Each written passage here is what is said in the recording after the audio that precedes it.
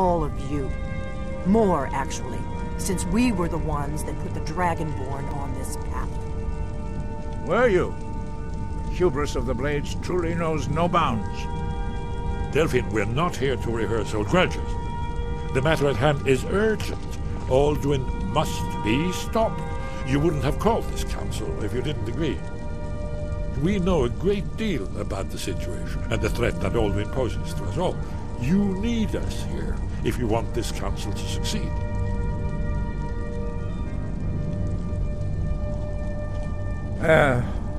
Very well. You may enter. So, you've done it. The men of violence are gathered here, in these halls whose very stones are dedicated to peace. I should not have agreed to host this council. The Greybeards have no business involving ourselves in such matters. Peace? I doubt it. They may put their weapons down for a moment, but only to gather strength for the next bloodletting. They are not yet tired of war. Far from it. You know the ancient Nord word for war? Season unending. And so it has proved. But regrets are pointless. Here we are. Take your seat at the council table, and let us see what wisdom we can find among these warriors of Skyrim.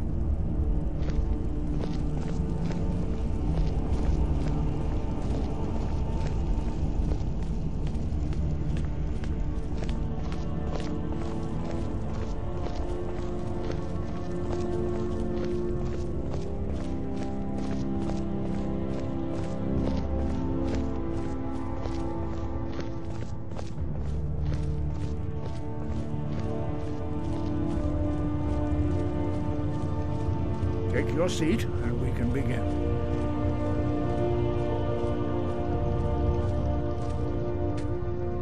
Now that everyone is here, please take your seats, so we can begin.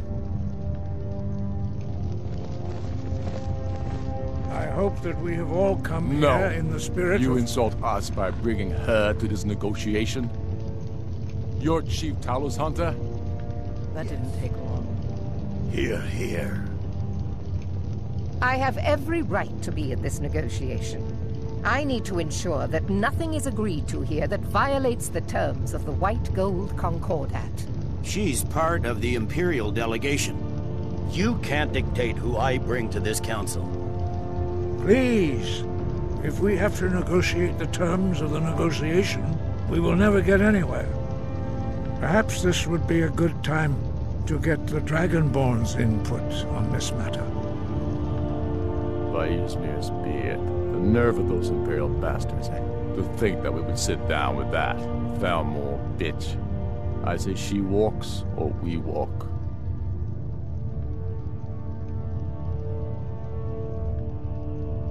Maybe so, but bringing her here is a deliberate provocation.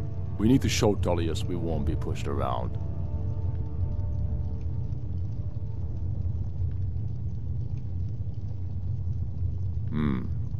It feels like a mistake to me, but I'll bow to your judgment on this. But she is to observe, nothing more. We are not negotiating with her. Is that clear? Ulfric, why so hostile? After all, it's not the Thalmor that's burning your farms and killing your sons. She's supposed to be on our side? You know exactly... No. Not this time. Now that that's settled, may we proceed? One moment. Here we go. I just want to make clear that the only reason I agreed to attend this council was to deal with the Dragon Menace. I have no authority to negotiate a permanent settlement, unless Ulfric is ready to sue for peace and turn himself over to Imperial justice. Master Arngir, We're are here you going to just arrange let a him temporary continue to... truce to allow the Dragonborn here to deal with the dragons, nothing more. We consider even sitting down to talk with these rebels more than generous. Enough posturing, Tullius. If you came to talk, let's get on with it. Fine. Let's get this over with. Are we ready to proceed? General Tullius, Jarl Ulfric, this council is unprecedented. We are gathered here at the Dragonborn's request. I ask that you all respect the spirit of High Hrothgar, and do your best to begin the process of achieving a lasting peace in Skyrim. Who would like to open the negotiations? Our terms are simple. Riften must be returned to Imperial control. That's our price for agreeing to a truce. Elisif, are you really going to be a party to this foolishness? Do you really think Ulfric will just turn Riften over because some Imperial general barked an order? That's quite an opening demand, Thalius. Ulfric, you can't be taking this demand seriously. We can hold Riften against anything the Empire can throw at it. Besides, Jarl Layla will never agree to... Whatever I decide is in the best interests of Skyrim. Are we clear? Yes, my lord. Come on, Thalius. You can't seriously expect us to just hand over Riften at the negotiating table. You haven't been able to take it back yet. Why should we give it up now? I am sure General Tullius does not expect something for nothing. Of course not. What will you offer for Riften, Tullius? Some empty promises? Maybe some more Imperial bluster? Enough, Galmar. Jarl Ulfric, what would you want in return? First, let me be clear. The Sons of Skyrim know from bitter experience that talking to the Empire is a waste of time. Or worse, Imperial promises are simply a way to lull you while they prepare a dagger for your back. Aye, we haven't forgotten Markarth, Tullius. But I accept the Dragonborn's invitation to this council, and I at least will negotiate in good faith. The council was your idea, huh? So tell us, what do you think Riften is worth?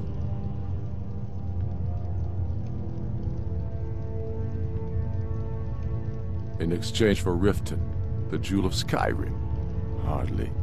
How about the Reach? Gaining control of the silver mines would be invaluable.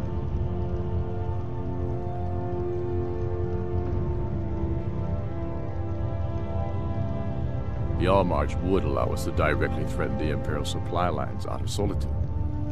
Better than nothing, I guess. But Tullius will need to offer a lot more if he wants me to give up Riften without a fight. You heard the man, Ulfric. We get Riften back. Now we'll see if there's anything behind your fine words. Think hard about your loyalties, brother. I expected better from you. I know how this works, Tullius. I've learned the value of Imperial promises the hard way. Never again. You're losing this war, and you know it. If you think we'll just hand over Riften, you're as deluded as your Emperor when he signed away our freedom to the Thalmor. Skyrim will never again bow to your false empire. Let's go, Galmar. I should have listened to you in the first place. If you think that winning a few battles means you're winning the war, you're even worse at strategy than diplomacy. Stop! Are you so blind to our danger that you can't see past your petty disagreements? Here you sit arguing about nothing, while the fate of the land hangs in the balance. Is he with you, Delphine? If so, I advise you to tell him to watch his tongue. He is with me. And I advise you both to listen to what he has to say before you do anything rash. Don't you understand the danger? Don't you understand what the return of the dragons means? Alduin has returned, the World Eater. Even now he devours the souls of your fallen comrades. He grows more powerful with every soldier slain in your pointless war. Can you not put aside your hatred for even one moment in the face of this mortal danger? A very pretty speech. But what does Shut it have up. to do with the... If he's right about Alduin, we both have just as much to lose here, Tullius. Remember that. Now, back to the matter at hand.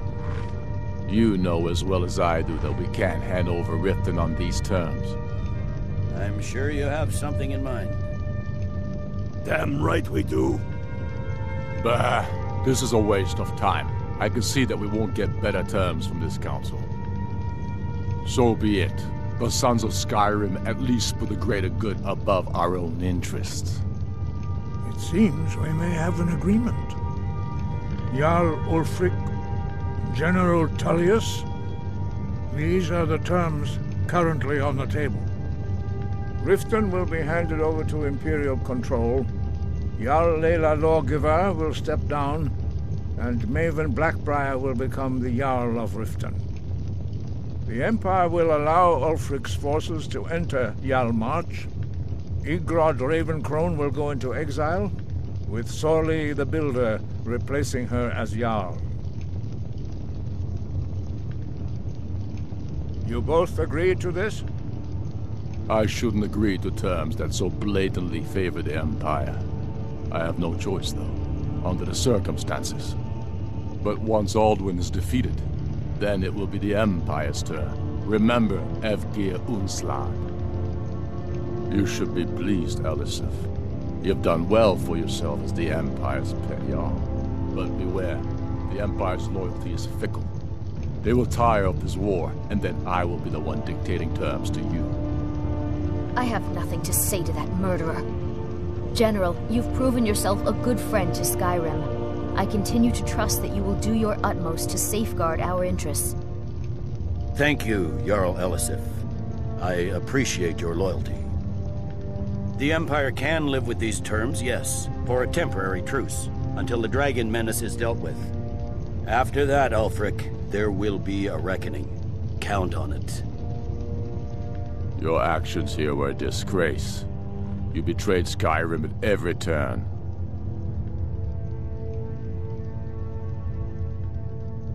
You made your decision. Now live with it. Don't listen to him. Ulfric's been telling lies about himself for so long, he's actually starting to believe them. Leggett, with me. We have a lot of work to do. Giving up Riften is a heavy price to pay for this truce, Dragonborn. I hope it was worth it. Jarl Vignar, I assume you are familiar with the Dragonborn's plan? Yes, I'm ready to do my part. Just say the word, and my men will help you spring this trap. But the difficulty remains how to lure a dragon to Dragon's Reach at all. By Talos, that's an excellent question. I hope you haven't forgotten that little detail. Ah, I believe I can be of help here. I anticipated the problem. While you were arranging this meeting, I was busy in the library of Skyhaven Temple, an unguessed trove of lost lore. But the important thing is that the Blades recorded many of the names of dragons they slew. Cross-referencing this with Delphine's map of dragon burial sites, I believe I've identified one of the dragons that Alduin has raised up. Don't you see? The names of dragons are always 3 words of power, shouts. By calling the dragon with a voice, he will hear you wherever he might be. He's not compelled to, but dragons are prideful by nature and loath to refuse a challenge. Your voice in particular is likely to intrigue this dragon after your victory over Alduin. I think it's very likely that he will be unable to resist investigating your call. Ah, indeed. I'm no master of the voice, like these worthy gentlemen, but it is written here in this scroll. Oda Vin, winged snow hunter, as I read it. There's one more thing. We know about it.